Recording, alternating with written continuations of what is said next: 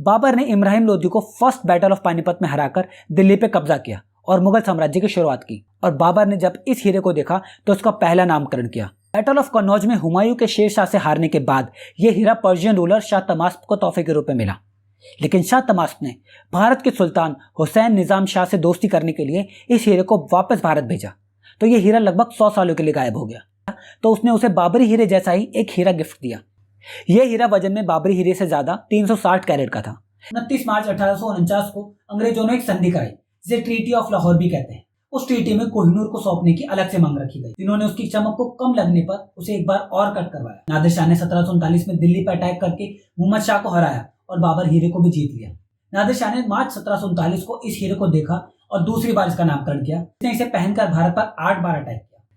Hello दोस्तों, क्या आपने रिसेंटली ऐसी कोई सीरीज देखी है जिसे देखने के बाद आपकी आंखें खुली की खुली रह गई हो, दिल की धड़कनें तेज हो गई हो और खून खौल गया हो?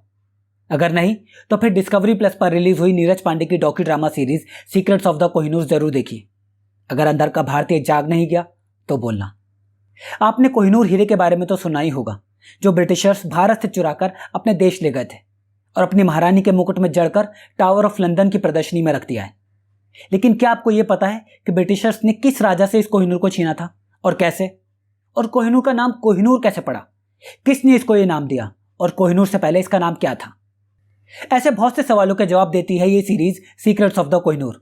और ना सिर्फ ऐसे कई सवालों के जवाब, बल्कि इसमें आपको कोहिनूर के जन्म से लेकर इसके अभी तक के जीवन की पूरी जानकारी और उससे जुड़ी कई रोचक बातें भी पता चलेंगी।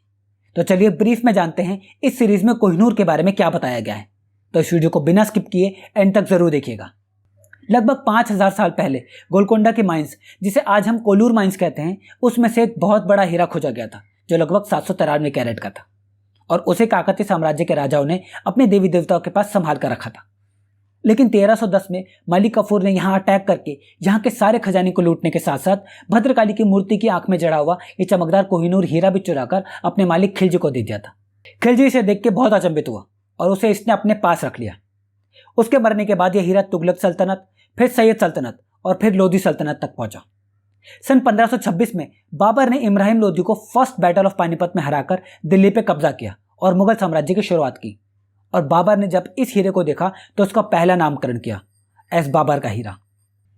उसके बाद सन 1540 में बैटल ऑफ कन्नौज में हुमायूं के शेर शाह से हारने के बाद यह हीरा पर्शियन रूलर शाह तमास्प को तोहफे के रूप में मिला। लेकिन शाह तमास्प ने भारत के सुल्तान हुसैन निजाम शाह से दोस्ती करने के लिए इस हीरे को वापस भारत भेजा, तो यह हीरा लगभग 100 सालों के लिए गायब हो गया। सन 1656 में जब मीर जुमला दिल्ली में शाहजहां के पास दोस्ती के लिए गया तो उसने उसे बाबरी हीरे जैसा ही एक हीरा गिफ्ट दिया। यह हीरा वजन में बाबरी हीरे से ज्यादा 360 कैरेट का था, लेकिन इसकी चमक हूबहू होने की वजह से इसे बाबर का हीरा ही माना गया। शाहजहां के बेटे औरंगजेब ने हीरे को तराशने के लिए दिया और इसका वजन घटकर 186 कैरेट हो गया, जिसके लिए इसे तराशने वाले को इस बात की सजा भी दी गई और अब यह दुनिया का सबसे बड़ा हीरा नहीं था। इसकी तराश को मुगल कट कहा गया। औरंगजेब की डेथ के बाद कई राजाओं से होते हुए कोहिनूर आखिरी मुगल शासक मुहम्मद शाह रंगीला के पास पहुंचा। नादिर शाह ने 1739 में दिल्ली पर अटैक करके मुहम्मद शाह को हराया और बाबर हीरे को भी जीत लिया। नादिर शाह ने मार्च 1739 को इस हीरे को देखा और दूसरी बार इसका नामकरण किया और उसको एक पर्शियन नाम दिया, कोहिनूर, यानी रोशनी का पहाड़। नादिर शाह इसे अपने साथ ईरान ले गया। नादिर के बाद उसके बेटे शाहरुख मिर्जा और उसके बाद अहमद खान अब्दाली के पास कोहिनूर आया, जिसने इसे पहनकर भारत पर 8 बार अटैक किया। अहमद के बाद तैमूर शाह और उसके बाद जमा शाह दुर्रानी के पास कोहिनूर पहुंचा, जिसने कैद होने के बाद कोहिनूर को एक जेल में छुपा दिया था। जब शाह शुजा ने वहां कब्जा किया तब उसे कोहिनूर मिला। बाद में सब कुछ हारने के बाद शाह शुजा कोहिनूर अपने साथ लेकर ईरान से भाग गया और उसे कश्मीर के राजा अता मोहब्बत ने कोहिनूर के लिए जेल में कैद कर लिया था। महाराजा रंजीत सिंह ने शाह शुजा को जेल से छुड़ाया और शाह शुजा और उसकी पत्नी वफा बेगम को अपने वादे के मुताबिक कोहिनूर को महाराजा रंजीत सिंह को देना पड़ा और इस तरह सालों बाद कोहिनूर एक बार फिर भारत वापस आ गया था। महाराजा रंजीत सिंह ने कोहिनूर को अपने बाजू पर पहन के कई युद्ध लड़े और सभी युद्धों में जीत हासिल की। अपने आखिर समय में उन्हें कोहिनूर को जगन्नाथपुरी में देने के लिए कहा गया, लेकिन आपसी मतभेदों के कारण ऐसा ना हो सका और कोहिनूर अगले राजा खड़क सिंह को मिला। लेकिन अगले 4 सालों में 3 राजाओं की मृत्यु होने के बाद सन 1843 में 5 साल की उम्र में महाराजा बने दुलीप सिंह के पास कोहिनूर आया। फर्स्ट एंग्लो सिख वॉर में हराने के बाद अंग्रेजों ने दुलीप सिंह की मां महारानी जिंदन कौर को जेल में डाल दिया और सेकेंड एंग्लो सिख वॉर के बाद 29 मार्च 1849 को अंग्रेजों ने एक संधि कराई जिसे ट्रीटी ऑफ लाहौर भी कहते हैं। उस ट्रीटी में कोहिनूर को सौंपने की अलग से मांग रखी गई और 10 साल के अबोध बालक दुलीप सिंह से उस ट्रीटी पर साइन लिए गए।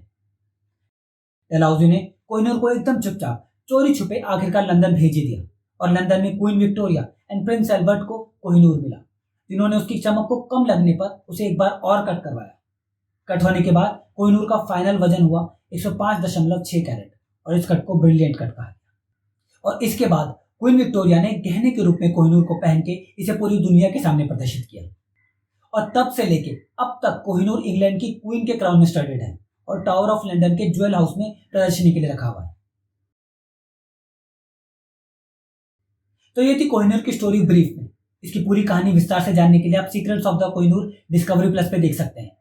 अगर आपको नहीं पता तो ये सीरीज देखने के बाद आपको ये जरूर समझ आ जाएगा कि क्यों कोहिनूर भारत का ही हिस्सा है और किस तरह कई सालों से अलग अलग साम्राज्यों ने भारत की शान कोहिनूर को पाने के लिए क्या क्या षड्यंत्र बनाए और अंत में ब्रिटिशर्स ने धोखे से इसे भारत से लिया। यकीन मानिए, इस सीरीज को देखने के बाद आप मुझे थैंक यू जरूर बोलोगे। तो आज की वीडियो में इतना ही। अगर ये वीडियो पसंद आए हो तो इस वीडियो को लाइक, शेयर और चैनल को सब्सक्राइब जरूर कीजिएगा। मिलूंगा आपसे अगले वीडियो में, तब तक अपना ख्याल रखिएगा। नमस्ते।